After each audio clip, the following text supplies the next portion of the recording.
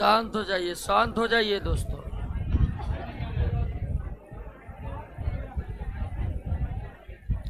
अरे बातचीत बंद करिए। आवाज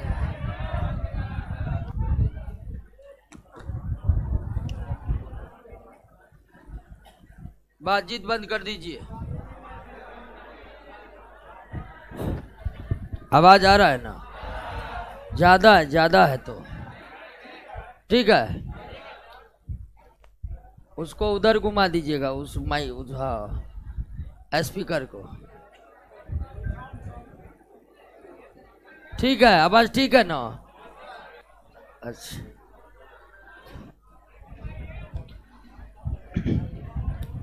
चलिए अब ध्यान से एक एक बातों को समझिए। छोड़ दीजिए, रहने दीजिए, छोड़ दीजिए।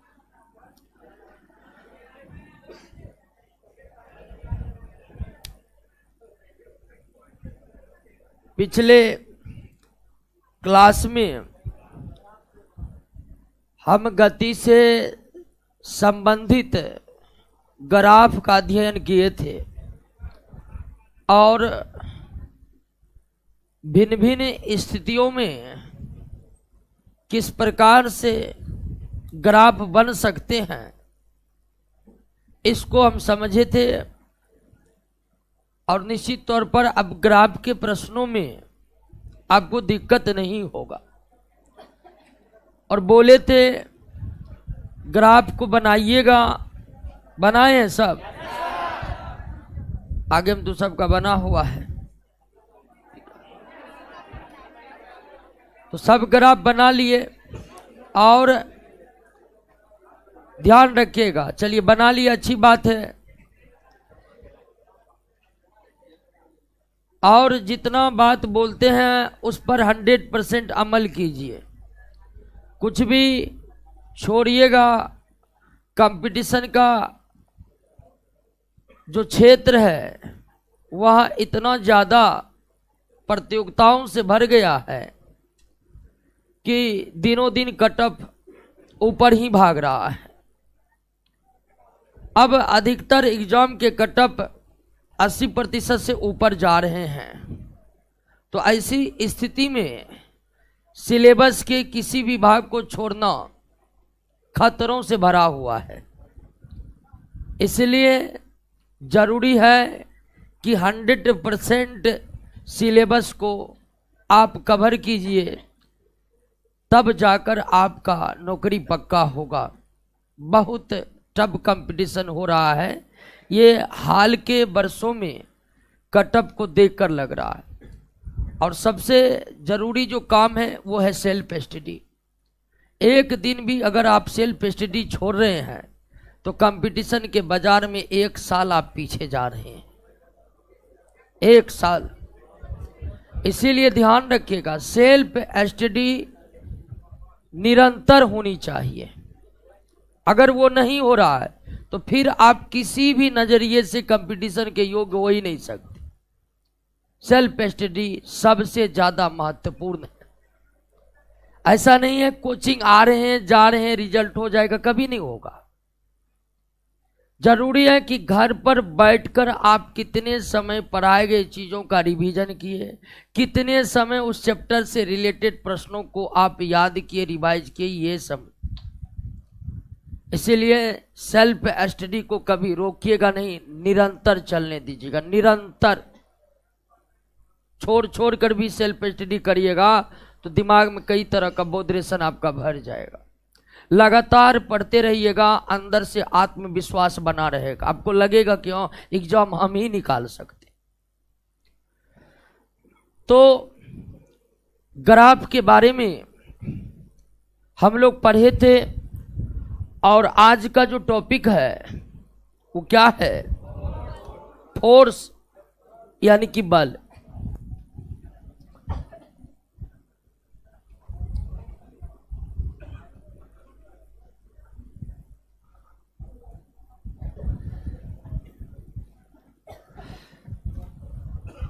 फोर्स यानी कि बल।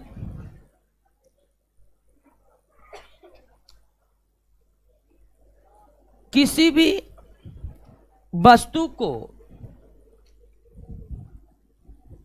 किसी भी वस्तु को, मान लीजिए कि कोई वस्तु रेस्ट में है, कोई वस्तु रेस्ट में है और उसे हमें लाना है किसमें? गति में, मोशन में। तो निश्चित तौर पर एक विराम की वस्तु को गति में लाने के लिए या तो उस वस्तु को खींचना पड़ेगा या उस वस्तु को धकेलना पड़ेगा, है कि नहीं है? एक स्थिर वस्तु को गति में लाने के लिए, बात मत करिए, ठीक है, बात मत करिए, बात करिएगा दिमाग बट जाएगा आपका, दिमाग बट जाएगा तो सारी बात आप समझ नहीं पाएंगे, इसलिए बात मत करिए, बहुत कीमती समय आप खर्च कर रहे हैं। तो एक विराम की वस्तु को अगर गति में लाना है तो निश्चित तौर पर विराम के वस्तु को खींचना पड़ेगा या उससे धकेलना पड़ेगा, और कोई तो दूसरा तरीका है गति में लाने का? नहीं है। तो विराम के वस्तु को गति में लाने हेतु जो उन्हें खींचना और धकेलना पड़ता है, इसी को क्या कहते हैं? बल कहते हैं। खींचना और धकेलना कोई क्या कहा जाता है? बल कहा जाता है। ऐंठना मरोड़ना को भी क्या कहा जाता है? बल ही कहा जाता है। तो ऐंठना, मरोड़ना, तानना, खींचना, धकेलना, वास्तव में हम अपने दैनिक जीवनों में जो इन सब प्रक्रियाओं से गुजर रहे हैं, खींचने की प्रक्रियाओं से गुजर रहे हैं, धकेलने की प्रक्रियाओं से गुजर रहे हैं, इन सब के रूप में हम किसका इस्तेमाल कर रहे हैं? बल का ही इस्तेमाल कर रहे हैं। खींचना और धकेलना को ही क्या कहते हैं? बल कहते हैं। अब खींचना और धकेलना को बल कहते हैं, तो क्या यह बल का सही परिभाषा है? तो बिल्कुल बल का तो ये परिभाषा है, लेकिन कहिएगा कि खींचना और धकेलना को बल कहते हैं, इसी में बल की संपूर्ण जानकारी हमें निकल कर सामने आ जाती है, तो ऐसा भी नहीं है। खींचना और धकेलना को बल कहते हैं, यह एक बल की सामान्य सी परिभाषा, संपूर्ण नहीं है। तो संपूर्ण परिभाषा बल का क्या होगा? तो संपूर्ण परिभाषा बल का तब ही आपको पता लगेगा जब आप पढ़िएगा न्यूटन के गति नियम। न्यूटन के गति नियम, न्यूटन के गति नियम को पढ़कर ही बल की सही परिभाषा हमें ज्ञात होगी। न्यूटन के 3 गति नियम है और उसमें जब हम पहला गति नियम को पढ़ेंगे तब पहले गति नियम से निकल कर आएगा बल की परिभाषा। यानी जब तक न्यूटन ने अपने गति नियमों का प्रतिपादन नहीं किया था, जब तक न्यूटन ने अपने गति नियमों का प्रतिपादन नहीं कर लिया था, तब तक लोगों को बल की सही परिभाषा भी ज्ञात नहीं थी।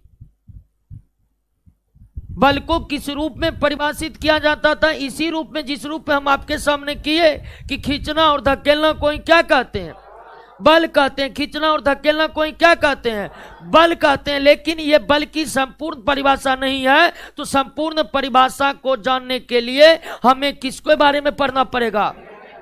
और जब न्यूटन के प्रथम गति नियम को पढ़कर समझ लेंगे तो उसी से निकलेगा बल की परिभाषा। तो हम आएंगे जब न्यूटन के नियम पर तो बल की संपूर्ण परिभाषा को भी समझेंगे। लेकिन फिलहाल आप यही समझिए कि खींचना और धकेलना क्या है, ऐंठना मरोड़ना क्या है, तानना भी क्या है? बल है। इन सब के रूप में हम बल का इस्तेमाल करते। और आप एनसीईआरटी 7 क्लास में देखिएगा तो इसमें भी यही परिभाषा दिया हुआ है कि बच्चों विराम की वस्तु को गति में लाने के लिए उन्हें खींचना या धकेलना पड़ता है। और खींचना और धकेलना को क्या कहते हैं? बल कहते हैं। वही सेम टू सेम परिभाषा जो आप 8वीं या 7वीं क्लास में, हम याद नहीं आ रहा कि वो 7वीं में है कि यह परिभाषा कि 8वीं में, शायद 8वीं में है, 8वीं में है ना, 8वीं में है। तो सेम एनसीईआरटी 8वीं में जो बल की परिभाषा दिया गया है वो हम आपके सामने में रखें। बाकी संपूर्ण परिभाषा बल की हमें तब ही ज्ञात होगी जब हम क्या पढ़ेंगे, न्यूटन के गति नियमों को पढ़ेंगे। तो इंतजार कीजिए, आएंगे हम न्यूटन के गति नियमों पर। फिलहाल खींचना और धकेलना को क्या कहते हैं, ऐंठना मरोड़ना भी क्या है, तानना खींचना भी क्या है, बल है। लेकिन अब आप कहिएगा कि नहीं, बिना न्यूटन को जाने हम बल का संपूर्ण परिभाषा जानेंगे, जानेंगे ही जानेंगे, हम इंतजार नहीं करेंगे न्यूटन का। तो आइए इसके लिए हम विचार करते हैं एक बार बल के प्रभाव पर, बल के प्रभाव पर, बल के प्रभाव पर। बल के प्रभाव का मतलब कि जब एक वस्तु पर हम बल को लगा देंगे, जब एक वस्तु पर हम बल लगाएंगे तो वह बल वस्तु पर लगकर क्या क्या कर सकता है, वह वस्तु बल पर लगकर क्या क्या कर सकता है। तो ध्यान दीजिएगा कि अगर वस्तु विराम में है यानी रेस्ट में है तो उस पर बल लगकर लगाइएगा तो वो गति में आ सकता है। एक रुके हुए चरपहिया ठेला को आप धकेलिएगा तो वो गति में आएगा कि ना आएगा। तो बल एक विराम की वस्तु पर लगकर उसे गति में ला सकता है, ला सकता है। हो सकता नहीं भी लाए। अब ट्रक को आप धक्का दीजिएगा तो आएगा गति में, नहीं आएंगे, क्योंकि जितनी आवश्यकता उतनी आप अप्लाई नहीं कर पाए। इसलिए हम ये नहीं कहेंगे कि बल विराम के वस्तु को गति में लाता है। बल विराम के वस्तु पर लगकर उसे गति में ला सकता। और बल एक गतिशील वस्तु को, बल एक गतिशील वस्तु को भी किसमें ला सकता है, विराम में ला सकता है। तेज गति से साइकिल हमारी तरफ से आ रही है, उसको पकड़ के रोक सकते हैं कि नहीं, ठेला को रोक सकते हैं कि नहीं। तो बल एक गतिशील वस्तु पर लगकर उसे विराम में ला सकता है। बल विराम के वस्तु पर लगकर उसे गति में भी ला सकता है और बल गतिशील वस्तु पर लगकर उसे विराम में भी ला सकता है, उसे विराम में भी ला सकता है।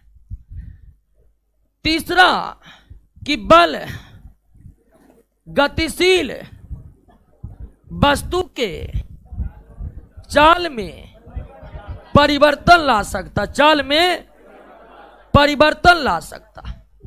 बल गतिशील वस्तु के चाल में परिवर्तन ला सकता। एक चलती हुई साइकिल पर ही खूब जोर से धक्का देंगे, उसकी चाल बढ़ जाएगी कि नहीं, या अपनी तरफ खींचेंगे चलती हुई साइकिल को, उसकी चाल घट जाएगी कि नहीं घट जाएगी। चाल का बढ़ना, चाल का घटना ही क्या कहलाएगा, चाल में परिवर्तन कहलाएगा। तो बल किसी गतिशील वस्तु पर लगकर उसके चाल को घटा भी सकती है, उसके चाल को, चाल का घटना और बढ़ना ही चाल का क्या है, परिवर्तन है। उसके बाद बल गतिशील वस्तु की दिशा बदल सकती है, दिशा बदल सकती है, बदल सकती है कि नहीं, इसमें कोई शक तो नहीं हो रहा है कि बल ऐसा नहीं कर सकती है।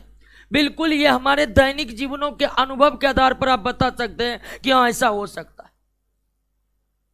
खींचना और धकेलना कोई क्या कहते हैं, बल कहते हैं।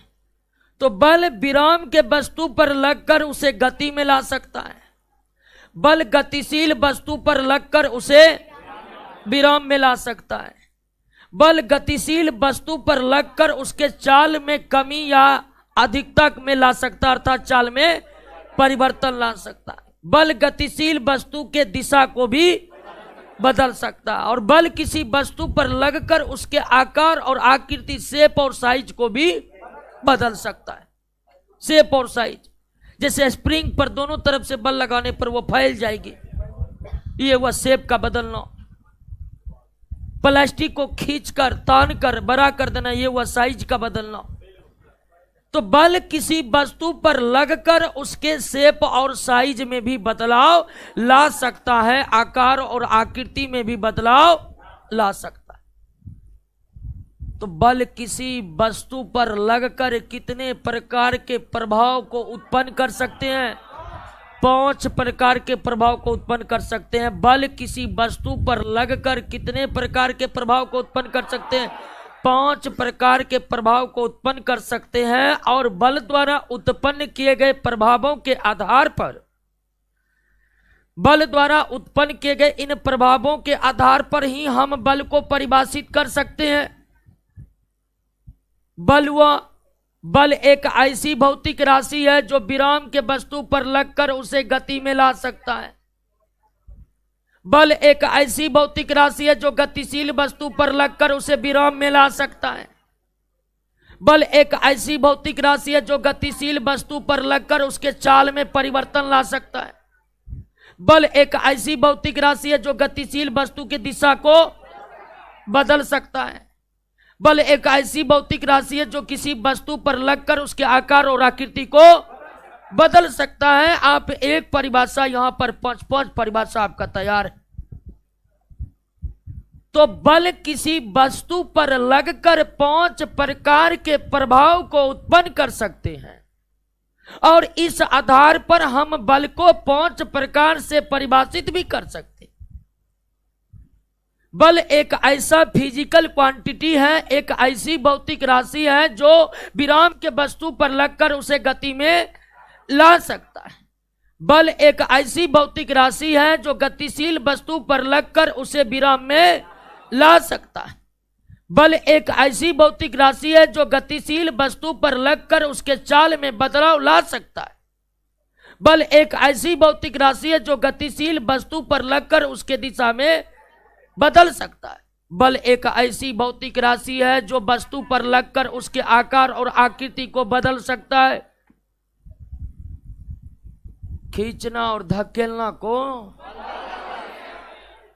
बल की संपूर्ण और विस्तृत जानकारी तब ही प्राप्त हो सकती है जब हम न्यूटन के गति नियमों को, न्यूटन के गति नियम पढ़ने से ही सही बल की परिभाषा, बल का फॉर्मूला और बलों के बीच के संबंध की जानकारी प्राप्त होती है।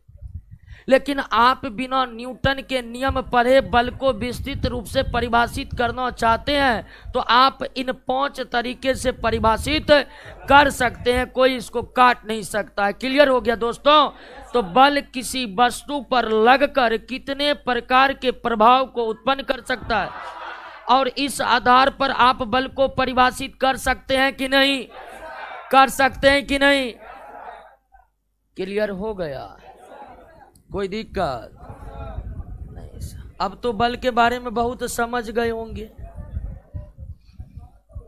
क्या? अब आपसे कोई पूछ देगा कि बल किसे कहते हैं,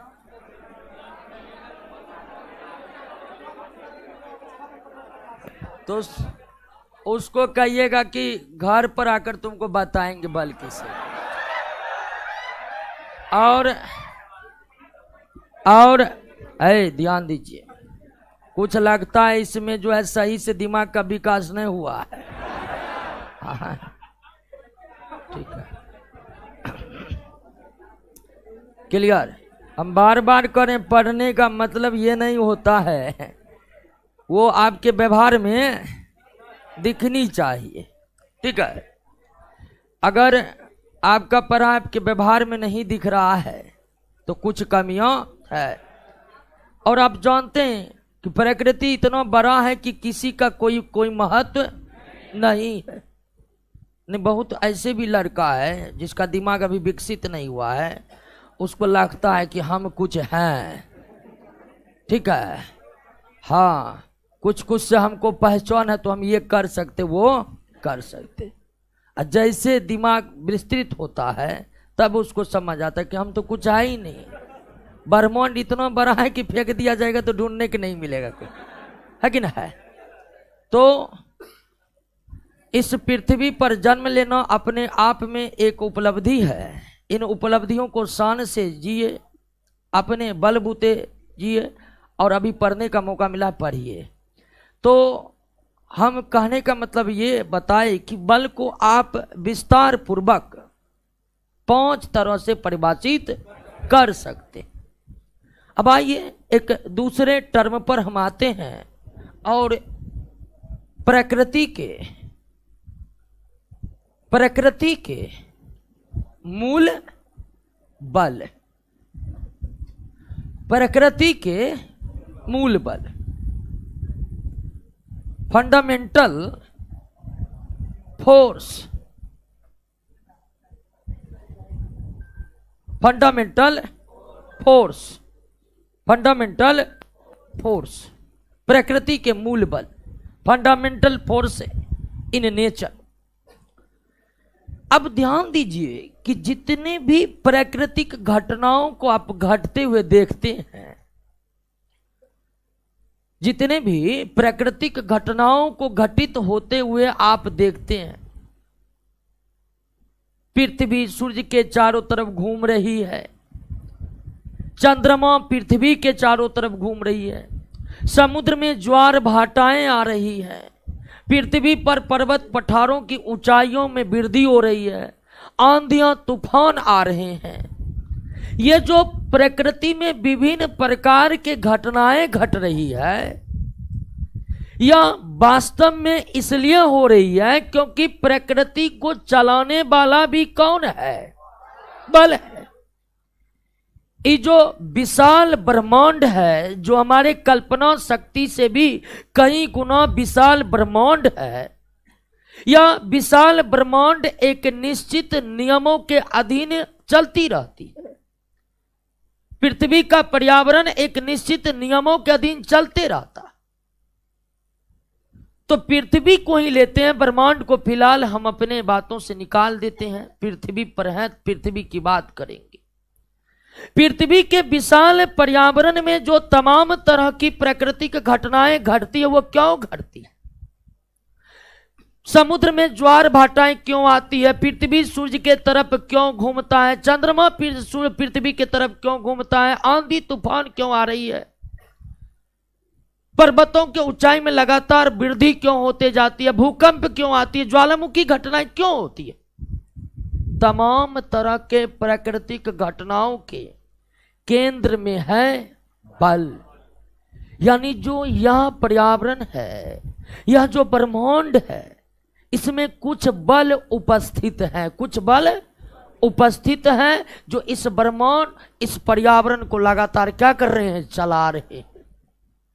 और वो बल जो पर्यावरण में उपस्थित है, ब्रह्मांड में उपस्थित है, जो ब्रह्मांड और पृथ्वी के पर्यावरण को चला रहे हैं, उसे कहते हैं फंडामेंटल फोर्स, मूल बल। आखिर वे कौन कौन से मूल बल है और उन मूल बलों के उत्पत्ति का क्या कारण है? क्योंकि अभी तो हम पढ़े हैं कि खींचना धकेलना को बल कहते हैं। तो ये ब्रह्मांड में कौन खींच धकेल कर बल पैदा कर रहा है? तो आइए अब हम समझते हैं कि प्रकृति में कौन कौन से मूल बल मौजूद हैं और उस मूल बल के उत्पत्ति का कारण क्या है, इसको हम समझने का कोशिश करेंगे। पहला मूल बल है गुरुत्वाकर्षण बल। गुरुत्वाकर्षण बल, ग्रेविटेशन या ग्रेविटेशनल फोर्स। गुरुत्वाकर्षण मूल बलों में, फंडामेंटल फोर्स में जो प्रकृति को चला रहे हैं, उसमें जो सबसे प्रमुख बल है वो है गुरुत्वाकर्षण बल। गुरुत्वाकर्षण बल कैसा बल है? केवल आकर्षण वाला बल है। इस बल में क्या है? केवल और केवल आकर्षण। यह बल केवल आकर्षित करती, कुछ बल ऐसे भी मिलाएंगे जो प्रतिकर्षित भी करती है और आकर्षित भी करती है, लेकिन ये जो गुरुत्वाकर्षण है इसमें केवल आकर्षण है, केवल आकर्षण। इस ब्रह्मांड में जहां भी दो वस्तु हैं, इस ब्रह्मांड में जहां पर भी दो वस्तु है और वस्तु है तो उसमें कुछ द्रव्यमान होगा। तो ब्रह्मांड के किन्हीं दो वस्तुओं के बीच उनके द्रव्यमान के कारण, ब्रह्मांड में किन्हीं दो वस्तुओं के बीच उनके द्रव्यमान के कारण जो आकर्षण लगता है उनके बीच, जो आकर्षण लगता है उनके बीच, उसी को क्या कहते हैं? गुरुत्वाकर्षण कहते हैं। ब्रह्मांड के किन्हीं भी दो वस्तुओं के बीच उनके द्रव्यमान के कारण आकर्षण उत्पन्न होता है। दोनों वस्तु अपने द्रव्यमान के कारण एक दूसरे को क्या करने लगती है? आकर्षित करने लगती है, और इसी आकर्षण को कहते हैं क्या? गुरुत्वाकर्षण। इसी आकर्षण को कहते हैं गुरुत्वाकर्षण। यानी और गुरुत्वाकर्षण के उत्पत्ति का कारण है द्रव्यमान। गुरुत्वाकर्षण के उत्पत्ति का कारण है द्रव्यमान।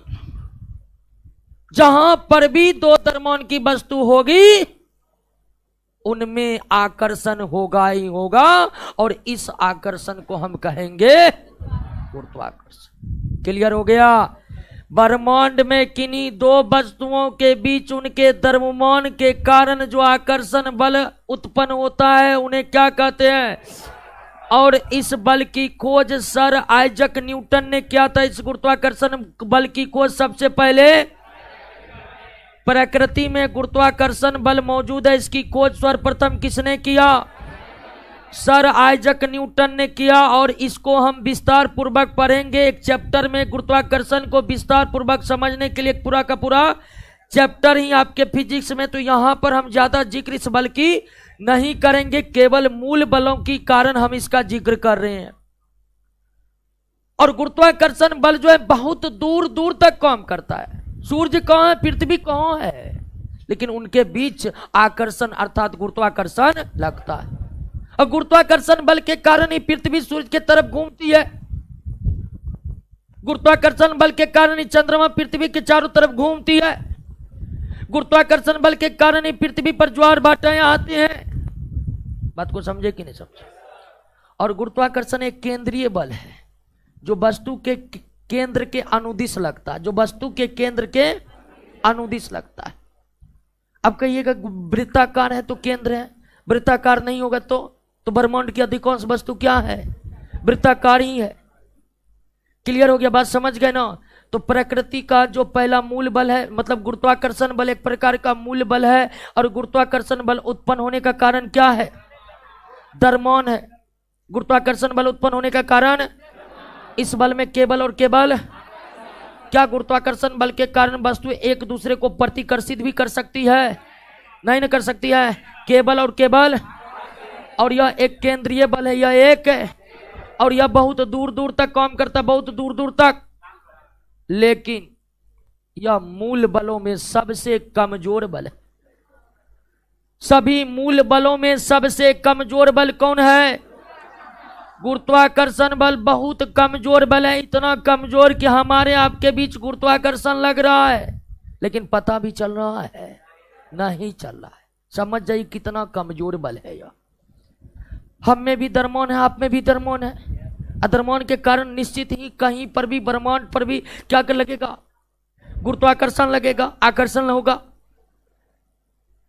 लेकिन हमारे आपके बीच जो गुरुत्वाकर्षण लग रहा है उसका हमें आभास तक भी हो रहा है? नहीं हो रहा है, आभास तक भी नहीं हो रहा है। ऐसा क्यों? ऐसा इसलिए कि गुरुत्वाकर्षण बल जो है वह सभी प्रकार के मूल बलों में सबसे कमजोर बल है। सभी प्रकार के मूल बलों में सबसे कमजोर बल। क्लियर हो गया? पहला मूल बल समझ गए?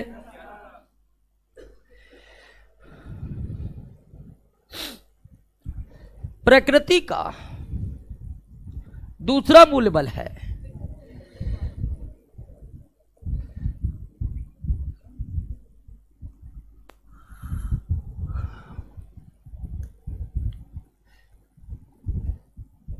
विद्युत चुंबकीय बल, इलेक्ट्रो मैग्नेटिक फोर्स, विद्युत चुंबकीय बल।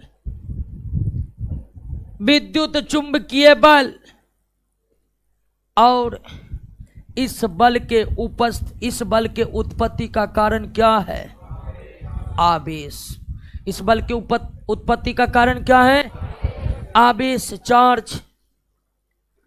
द्रव्यमान के कारण जिस तरह गुरुत्वाकर्षण बल उत्पन्न हुआ था ना जी, उस तरह आवेश के कारण कौन बल उत्पन्न हुआ है? इस पृथ्वी के ब्रह्मांड में जहां कहीं भी आवेश की उपस्थिति है, जहां कहीं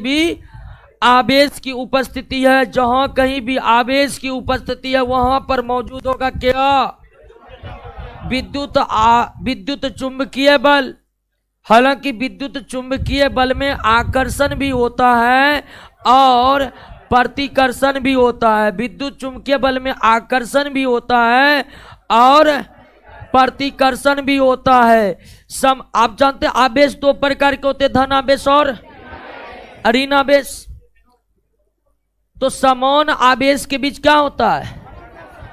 प्लस आवेश एक दूसरे को प्रतिकर्षित करेंगे, माइनस आवेश एक दूसरे को प्रतिकर्षित करेंगे, लेकिन प्लस और माइनस आवेश एक दूसरे को आकर्षित करेंगे, प्लस और माइनस आवेश एक दूसरे को आकर्षित करेंगे।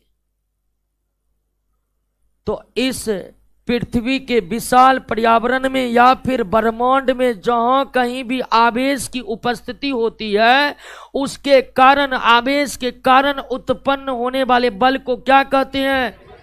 विद्युत चुंबकीय बल कहते हैं। आवेश के कारण उत्पन्न होने वाले बल को क्या कहते हैं? विद्युत चुंबकीय बल कहते हैं। द्रव्यमान के कारण उत्पन्न होने वाले बलों को क्या कहते हैं? गुरुत्वाकर्षण बल कहते हैं। आवेश के कारण उत्पन्न होने वाले बल को क्या कहते हैं? विद्युत चुंबकीय बल कहते हैं। लेकिन ये गुरुत्वाकर्षण से थोड़ा भिन्न है, क्योंकि इसमें आकर्षण भी होता है और इसमें प्रतिकर्षण भी होता है, इसमें आकर्षण भी होता है और लेकिन यह बल जो है बहुत अधिक दूर तक कार्य नहीं करता। जैसे हम देखे थे ना कि गुरुत्वाकर्षण बल बहुत अधिक दूर तक काम करता है। सूर्य कहाँ है, पृथ्वी कहाँ है, उसके बीच दूरी इतनी अधिक है, फिर भी उनके बीच गुरुत्वाकर्षण काम करता है। लेकिन विद्युत चुंबकीय बल बहुत अधिक दूर तक काम नहीं करता। मतलब एक आवेश आपके कोचिंग पर है, एक आवेश आपके घर पर है और उसके बीच लगेगा विद्युत चुंबकीय बल, नहीं लगेगा, पता नहीं चलेगा। यानी बहुत दूर आवेश हो जाएगा एक दूसरे से, तब उनके बीच विद्युत चुंबकीय बलों का अस्तित्व समाप्त हो जाएगा। यह बल बहुत अधिक दूर तक कार्य गुरुत्वाकर्षण बल के तरह नहीं करता है, गुरुत्वाकर्षण बल के तरह।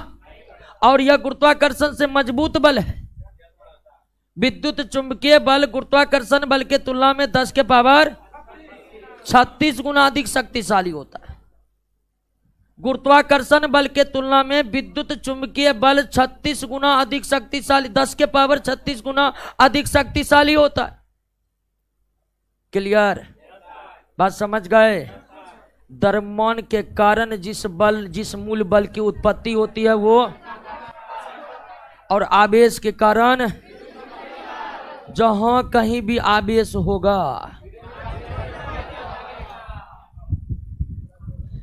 दो मूल बल हो गया। तीसरा मूल बल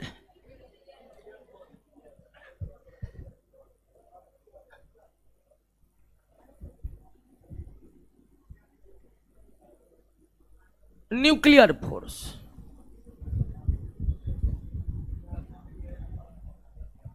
नाभिकीय बल। नाभिकीय बल क्या है, इसको आइए थोड़ा समझने का प्रयास करते हैं। गौर कीजिएगा। प्लस आवेश और प्लस आवेश के बीच कैसा विद्युत चुंबकीय आकर्षण, क्या प्रतिकर्षण, डिस्ट्रैक्शन। प्लस आवेश एक दूसरे को क्या करेगी? प्रतिकर्षित करेगी, डिस्ट्रैक्ट करेगी, दोनों एक दूसरे से दूर जाएगा, दोनों एक दूसरे से दूर जाएगा। रोशन कुमार कह रहा है कि आकार और आकृति में क्या अंतर है, जरा डिक्शनरी देख लीजिए। क्या? प्रतिकर्षण, आकार को शेप कहते हैं, आकृति को साइज कहते हैं। तो प्रतिकर्षण समान आवेश के बीच प्रतिकर्षण होगा। अब आइए दोस्तों कि आप एटॉम के बारे में जानते होंगे, परमाणु के बारे में जानते हैं ना। परमाणु में एक नाभिक होता है, नाभिक में होता है प्रोटॉन और उसके चारों ओर क्या होते हैं, उसके चारों ओर इलेक्ट्रॉन सेल में चक्कर काटते हैं। लेकिन नाभिक में होते हैं प्रोटॉन पर प्लस आवेश, इलेक्ट्रॉन पर और न्यूट्रॉन पर कोई आवेश नहीं होता है। क्लियर? अब आप समझिए कि नाभिक में जो प्रोटॉन है, न्यूट्रॉन पर तो कोई आवेश नहीं है, लेकिन नाभिक में, परमाणु के नाभिक में, एटॉम के न्यूक्लियस में जो प्रोटॉन है, वो प्रोटॉन एक दूसरे को क्या करेगा, प्रतिकर्षण करेगा। बात समझ रहे हैं ना। प्रोटॉन, अब जानते हैं किसी भी परमाणु के नाभिक में प्रोटॉन और न्यूट्रॉन होते हैं, जिसमें न्यूट्रॉन आवेशहीन होते हैं और प्रोटॉन पर प्लस आवेश होता है, प्रोटॉन में प्लस आवेश होता है। तो निश्चित तौर पर यह आप आसानी से बता सकते हैं क्या कि परमाणु के नाभिक में जो प्रोटॉन है, परमाणु के नाभिक में जो प्रोटॉन है, वो एक दूसरे को प्रतिकर्षित करेंगे, एक दूसरे से दूर भागेंगे। और जब प्रोटॉन एक दूसरे से दूर भागेगा तो नाभिक टूट जाएगा, नाभिक टूट जाएगा तो परमाणु फूट जाएगा, अब परमाणु फूट जाएगा तो ब्रह्मांड बर्बाद हो जाएगा। लेकिन ऐसा कुछ तो होता नहीं है, ऐसा कुछ भी नहीं होता है। ना नाभिक टूटता है, ना परमाणु फूटता है, ना ब्रह्मांड में कुछ होता है। तो यहां पर कौन सा लॉजिक लग रहा है जी? तो ध्यान दीजिए, आप अगर आवेशों के बीच की दूरी, आवेशों के बीच की 10 के पावर -14 मीटर से क्या कर दीजिएगा, कम, तो उनके बीच विद्युत चुंबकीय बल या विद्युत आकर्षण बल नहीं लगेगा। बात समझ रहे कि नहीं? आप जानते हैं कि आवेश के कारण विद्युत चुंबकीय बल लगता है, लेकिन विद्युत चुंबकीय बल आवेशों के बीच तब लगेगा जब आवेशों के बीच की दूरी कम से कम 10 के पावर -14 मीटर से अधिक हो। अगर दो आवेशों के बीच की दूरी 10 के पावर -14 मीटर से कम हो जाएगा तो उनके बीच कोई विद्युत चुंबकीय बल काम नहीं करेगा। इसलिए प्रोटॉन एक दूसरे को प्रतिकर्षित नहीं करते हैं, क्योंकि आप जानते हैं नाभिक का आकार होता है 10 के पावर -15 मीटर। परमाणु के नाभिक का आकार कितना होता है? 10 के पावर -15 मीटर, यानी 10 के पावर -14 मीटर से कम। माइनस में जितना ज्यादा उतना कम। तो प्रोटॉन और प्रोटॉन की दूरी 10 के पावर -14 मीटर से कम हो जाता है, इसलिए उनके बीच विद्युत चुंबकीय बल काम नहीं करता है। तो प्रोटॉन और प्रोटॉन के बीच एक प्रबल आकर्षण बल काम करता है, जिसे तो नाभिकीय बल वो बल है जो परमाणु के नाभिक में प्रोटॉन और प्रोटॉन के बीच लगता है। या आप कह सकते हैं कि नाभिकीय बल के उत्पत्ति का भी कारण है आवेश, लेकिन नाभिकीय बल का अस्तित्व तब आएगा जब आवेशों के बीच की दूरी 10 के पावर -14 मीटर से, और नाभिकीय बल में केवल आकर्षण है, इसमें कोई प्रतिकर्षण नहीं है। तो प्रोटॉन और प्रोटॉन पर आवेश रहने के बावजूद भी उन पर विद्युत चुंबकीय बल आरोपित, उन प्रोटॉन और प्रोटॉन के बीच बेहद मजबूत आकर्षण बल कार्य करता है। उस प्रोटॉन और प्रोटॉन के बीच बेहद मजबूत आकर्षण बल कार्य करता है, जिसे क्या कहते हैं? नाभिकीय बल कहते हैं। क्या कहते हैं? नाभिकीय बल कहते हैं। क्लियर बात समझ गए? कोई दिक्कत नहीं ना। नाभिकीय बल प्रकृति का सबसे मजबूत बल है। अगर गुरुत्वाकर्षण बल प्रकृति का सबसे कमजोर बल है तो नाभिकीय बल इस प्रकृति का सबसे मजबूत बल है। इतना मजबूत बल है कि ये समान आवेश को एक दूसरे से ज्वाइंट करके रखता है, समान आवेश को भी एक दूसरे से प्रतिकर्षित करके रखता है। नहीं प्रॉब्लम? नाभिकीय बल समझ गए? नाभिकीय बल के कारण ही परमाणु अस्थाई बने रहते हैं, स्टेबल बने रहते हैं। नाभिकीय बल नहीं रहता तो प्रोटॉन एक दूसरे को ठेंगा दिखा देता, ठीक है ना। जा रहे हैं प्रोटॉन, उधर कहता तुम जाओ जी, हम भी जा रहे हैं, नाभिकीय फूट जाता, परमाणु नहीं बनता तो कुछ भी अस्तित्व में आ पाता नहीं। इस प्रकृति की रचनात्मक और क्रियात्मक इकाई क्या है? एटॉम ही है।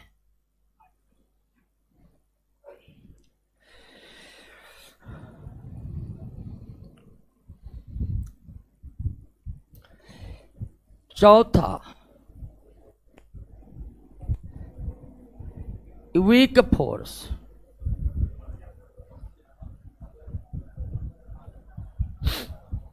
दुर्बल बल। दुर्बल बल द्रव्यमान के कारण किन मूल बलों की उत्पत्ति होती है? गुरुत्वाकर्षण। आवेश के कारण किस मूल बलों की उत्पत्ति होती है? विद्युत चुंबकीय बल। हालांकि आवेश के कारण ही नाभिकीय बलों की उत्पत्ति होती है। अब आते हैं दुर्बल बल को समझते हैं। वीक फोर्स क्या है? वीक फोर्स क्या है? अब जानते हैं कि एटॉम में यानी परमाणु के 3 मूल कण हैं। एटॉम परमाणु के कितने मूल कण हैं? 3। इलेक्ट्रॉन, प्रोटॉन और न्यूट्रॉन। इलेक्ट्रॉन, प्रोटॉन और 3 ही मूल कण। लेकिन आप जरूर भी अन्य कण का नाम अब तक जरूर सुन लेंगे होंगे। जैसे पॉजिट्रॉन का नाम आप सुने होंगे, सुने हैं। एंटी न्यूट्रिनो का नाम सुने हैं, सुने हैं, सुने हैं जी। मेसोन का नाम सुने हैं, सुने हैं ना। ये भी परमाणु के भीतर के ही कण है। परमाणु में हालांकि मूल कणों की संख्या कितना है? 3। इलेक्ट्रॉन, प्रोटॉन और न्यूट्रॉन। मूल कणों की संख्या मात्र 3 ही है। लेकिन कुछ कुछ पॉजिट्रॉन, एंटी न्यूट्रिनो, मेसोन जैसे भी कण परमाणु के भीतर उत्पन्न होते रहते हैं। हालांकि इसका अस्तित्व हर समय कायम। ये परमाणु के भीतर ये सब कण उत्पन्न भी होते हैं ना, तो कुछ ही समय के बाद इसका अस्तित्व क्या हो जाता है? परमाणु में जो हमेशा मौजूद रहते हैं वो कौन है? Electron, proton, neutron. हमेशा जो मौजूद रहते हैं इलेक्ट्रॉन, प्रोटॉन, न्यूट्रॉन, ये हमेशा मौजूद नहीं रहते हैं, बल्कि कुछ समय के लिए ही परमाणु के भीतर आते हैं। तुरंत ही इसका अस्तित्व क्या हो जाता है? मिट जाता है। आखिर परमाणु के भीतर मूल कणों के अतिरिक्त इन सब कणों की उत्पत्ति कैसे हो जाती है? तो एक बल के कारण। आखिर वह बल कौन है? कौन बल है? दुर्बल बल है। यानी नाभिकीय बल और दुर्बल बल दोनों की उपस्थिति परमाणु के भीतर ही है, परमाणु के बाहर नहीं। गुरुत्वाकर्षण बल, विद्युत चुंबकीय बल, ये तो पूरे ब्रह्मांड में फैला हुआ है। लेकिन अगर नाभिकीय बल और दुर्बल बलों की प्रकृति को देखेगा तो ये बल केवल परमाणु के भीतर ही है। ये बल केवल परमाणु के भीतर ही है। तो परमाणु के भीतर मूल कणों के अतिरिक्त, परमाणु के भीतर पदार्थ के, परमाणु के भीतर मूल कणों के अतिरिक्त पॉजिट्रॉन, एंटी न्यूट्रिनो और मेसोन जैसे कणों की उत्पत्ति जिन बलों के कारण होती है उसे क्या कहते हैं? दुर्बल बल कहते हैं। क्या कहते हैं? दुर्बल बल कहते हैं। और नाभिकीय बल के तरह इस दुर्बल बल का भी अस्तित्व केवल परमाणुओं के भीतर है, परमाणु के बाहर नहीं। तो इस तरह से प्रकृति में मूल बलों की संख्या कितनी?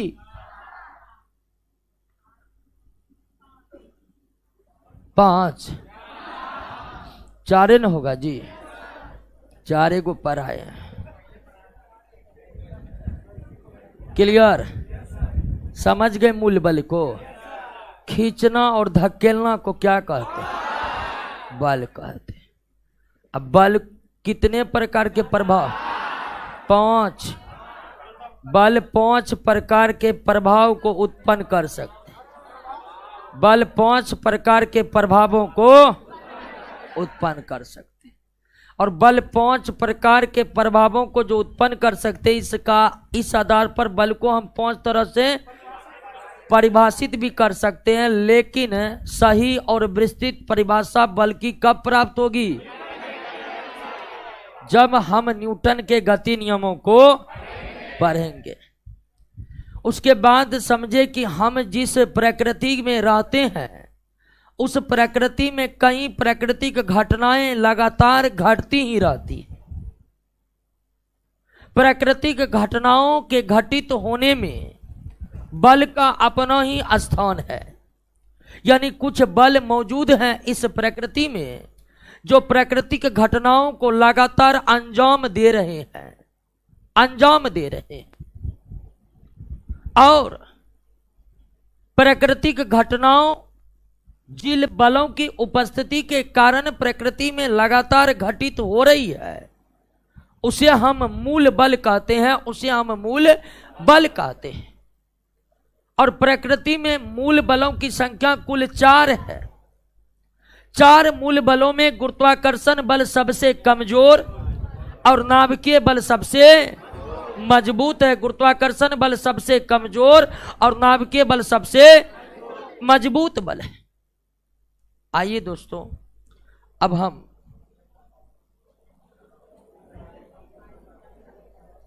समझते हैं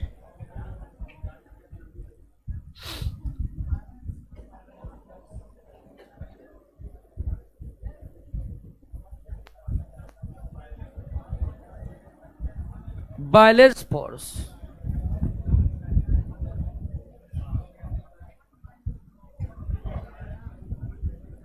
अनबैलेंस्ड फोर्स, बैलेंस्ड फोर्स और अनबैलेंस्ड फोर्स।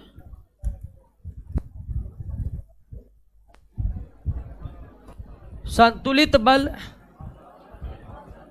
और असंतुलित बल।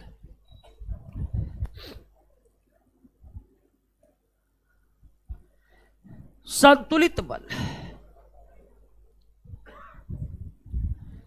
इस प्रकृति में कोई भी वस्तु है, इस प्रकृति में कोई भी वस्तु हो, इस प्रकृति में कोई भी वस्तु हो, उस पर कई प्रकार के बल आरोपित होते हैं या होते रहते है कि ना है? कोई भी बल हो। यही बोर्ड एक वस्तु है, इसको पृथ्वी अपने गुरुत्वाकर्षण बल से खींच रही है कि नहीं खींच रही है? बगल में कहीं आवेश होगा और इस पर भी होगा तो वो भी उसको खींच रहा होगा कि नहीं हो रहा? तो ब्रह्मांड में कोई भी वस्तु हो, यह तो तय है कि उस पर कोई ना कोई बल आरोपित हो ही रहा होगा। हम ही आप लोगों के बीच कुछ नहीं, कम से कम गुरुत्वाकर्षण बल तो आरोपित हो रहा है। तो क्या इस ब्रह्मांड में कोई एक ऐसे वस्तु को आप पता लगा सकते हैं जिस पर कोई बल ना लग रहा हो? हैं? बताइए न। हो ऐसा कोई वस्तु हो सकता है जिस पर कोई बल ना लग रहा हो? बिल्कुल ऐसा कोई वस्तु संभव है। अरे कोई और बल नहीं तो गुरुत्वाकर्षण बल तो उस पर लग ही जाएगा, है कि ना है। तो एक बात तो समझ ही लिए कि जितने भी वस्तु हैं उस पर कोई ना कोई बल आरोपित रहता है या होते रहता है। इसी पृथ्वी पर ही कोई अगर वस्तु है तो कुछ बल लगे ना लगे, लेकिन वो पृथ्वी के गुरुत्वाकर्षण बलों के अधीन तो है कि ना है। तो एक बात तो क्लियर है, किसी भी वस्तु पर कई तरह के बल आरोपित होते रहते हैं। किसी वस्तु पर आरोपित होने वाले सभी बल का प्रभाव अगर क्या है, शून्य है। एक वस्तु पर आरोपित होने वाले, एक वस्तु पर आरोपित होने वाले सभी प्रकार के बलों का प्रभाव शून्य है, तो निश्चित वो कौन बल है, संतुलित बल है। एक वस्तु पर लगने वाले सारे बलों का प्रभाव अगर शून्य है तो निश्चित तौर पर वे सब बल क्या कहलाएंगे। तो और अगर प्रभाव शून्य नहीं है, अगर प्रभाव शून्य नहीं है, अगर प्रभाव शून्य नहीं है तो वो कैसा बल है, असंतुलित बल है। किसी वस्तु पर लगने वाले सभी प्रकार के बलों का रिजल्टेंट या प्रभाव शून्य है तो वो कैसा बल, संतुलित बल। अगर शून्य नहीं है तो असंतुलित बल। परिभाषा तो आप जान गए, एक बार परिभाषा को पढ़िएगा, संतुलित और असंतुलित बलों के परिभाषा को पढ़िएगा। उसके बाद हम आते हैं, अभी और संतुलित असंतुलित में जानना है।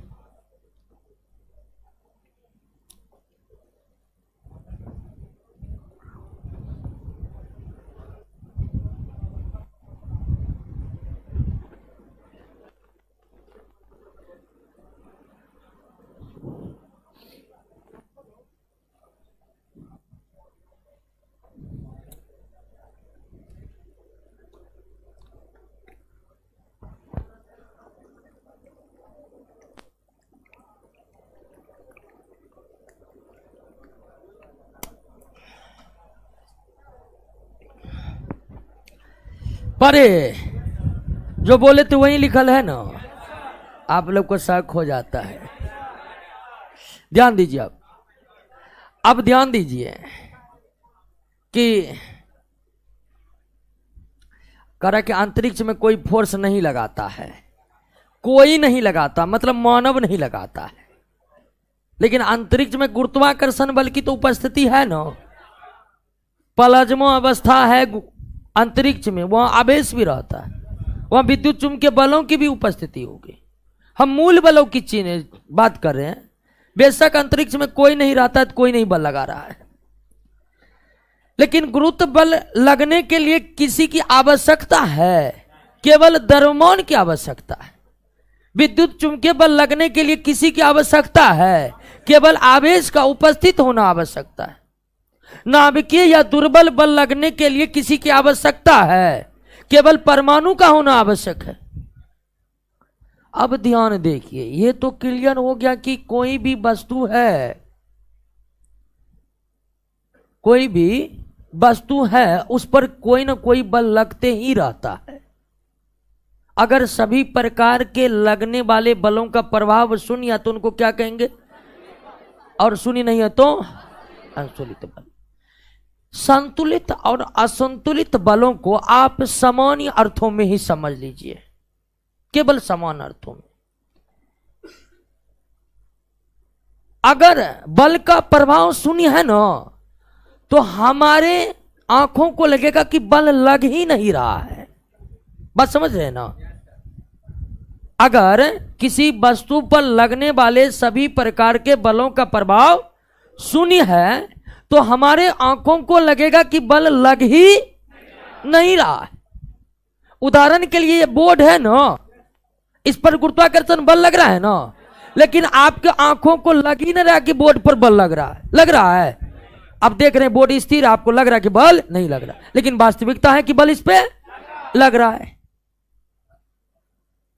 तो जब आपको किसी वस्तु पर लगे बल का प्रभाव नजर ही नहीं आए, प्रतीत ही ना हो, तो समझ जाइए वहां पर क्या लग रहा है, संतुलित बल। घर की छत पर कैसा बल लग रहा है, संतुलित बल। क्योंकि आप छत को देखिए, आपको लगे नहीं बल कहां लग रहा, नहीं लग रहा, स्थिर है, लेकिन गुरुत्वाकर्षण बल तो खींच रहा है उसको, है कि ना है। तो जब आपको लगे कि किसी वस्तु पर कोई बल नहीं लग रहा है, तो समझिए वहां पर कौन बल लग रहा है। और जब आपको लग जाए कि बल लग रहा है, तो समझिए वह बल संतुलित। असंतुलित बल के परिभाषा को आप देख समझ चुके हैं, लेकिन इसमें मुख्य अंतर यह है कि संतुलित बल के प्रभाव शून्य होते हैं और ये हमें आंखों से नजर नहीं आते हैं। असंतुलित बलों का प्रभाव शून्य नहीं होता है, ये हम आंखों से देख पाते। तो जब आपको लगे कि बल लग रहा है, तो समझिए वो कौन बल है। जब आपको लगे नहीं नहीं बल कौन लग रहा, नहीं लग रहा है, वहां पर घर के सीढ़ी पर कैसा बल है, संतुलित। चलती हुई पंखा पर असंतुलित बल, कोई ना कोई बल उसको घुमा रहा है चारों तरफ से। विद्युत बल है, विद्युत ऊर्जा है जो विद्युत बल प्रदान कर रहा है, उसको घुमा रहा है। समझ गए ना। तो जहां लगे कि बल लग ही नहीं रहा है, समझ जाइए वहां पर संतुलित बल लग रहा है। क्लियर। जहां लग रहे कि बल लग रहा है, वो कौन बल है। हम अपने दैनिक जीवनों में, डेली लाइफ में संतुलित बल का कहीं पर जिक्र करते ही नहीं है। जब आप बल का जिक्र कर रहे हैं, तो समझिए कौन बल का, असंतुलित बल का जिक्र कर रहे हैं। संतुलित बलों का जिक्र करने की कोई आवश्यकता हमें नहीं पड़ती है। और हम अपने दैनिक जीवनों में जितनी बार बल शब्द का इस्तेमाल करें, हम अपने बोलचाल की भाषा में जितनी बार बल का इस्तेमाल करें, वह बल कौन सा बल होता है, असंतुलित बल होता है। वह बल कौन सा बल होता है, असंतुलित बल होता है। कौन सा बल होता है। क्लियर। संतुलित असंतुलित बलों में समझ गए ना अंतर। कोई नहीं, सिंपल सी बात है। बलों को क्या हुआ, बलों को प्रकृति के आधार पर, बलों को प्रकृति के आधार पर और भी दो भागों में बांटा जाता है। कॉन्टैक्ट फोर्स, ठीक है,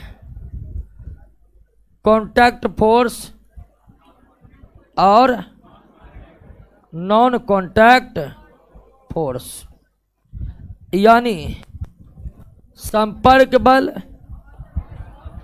और असंपर्क बल। अब इसको पढ़िए, हमको नहीं लगता कि इसमें हमें समझाने की कोई आवश्यकता है। गुरुत्वाकर्षण बल संपर्क बल नहीं था, गुरुत्वाकर्षण बल और संपर्क बल था। गुरुत्वाकर्षण बल और संपर्क बल था। गुरुत्वाकर्षण बल लगने के लिए वस्तु को संपर्क में आना पड़ा, नहीं होना पड़ा। चुंबकीय बल, चुंबक के द्वारा जो बल लगता वो क्या है, लेकिन हाथों के द्वारा जो पेशीय बल लगेगा वो क्या है, संपर्क बल है। ठीक है। तो बल को भी दो प्रकार में बांट सकते हैं, संपर्क बल और असंपर्क बल। संपर्क बल और असंपर्क बल। क्लियर है, बात समझ गए। कोई दिक्कत यहां तक कहिए, कोई दिक्कत है। बल तो आप समझ गए, कोई दिक्कत नहीं। मूल बलों की उपस्थिति और उसकी विशेषताओं को समझे। अब है दोस्तों इस चैप्टर में न्यूटन गति नियम। अब क्या है, न्यूटन गति नियम। बस यही तो पढ़ना आप चैप्टर में, और सब तो हो गया है ना। न्यूटन गति नियम जिसकी संख्या कितनी है, और इन गति नियमों को पढ़कर ही हमें बलों के बारे में संपूर्ण जानकारी मिल पाएगी। तो क्लास को दोस्तों आज यहीं पर रोकते हैं, कल इस चैप्टर को हम समाप्त कर देंगे, ठीक है। कल न्यूटन के गति नियम पढ़ के समाप्त करेंगे चैप्टर को।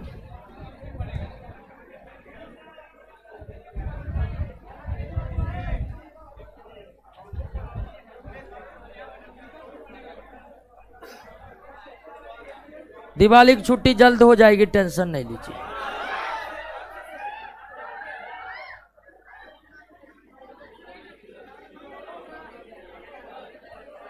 लगता है कि मानव के अलावा कोई और जिन आया है किसी में। अल्लाह मत करिए दोस्तों, ठीक है।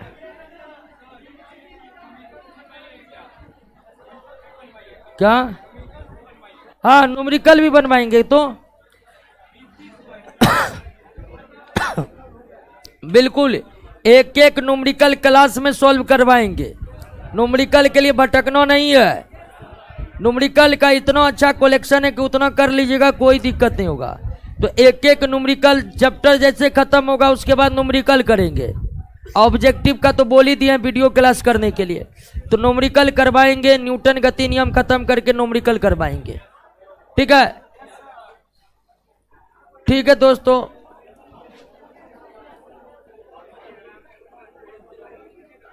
पेशीय बल क्या होता है? हमारे हाथों के द्वारा या हमारे मांसपेशियों के द्वारा जो बल लगता है उसे पेशीय बल कहते हैं, उसे पेशीय बल कहते हैं।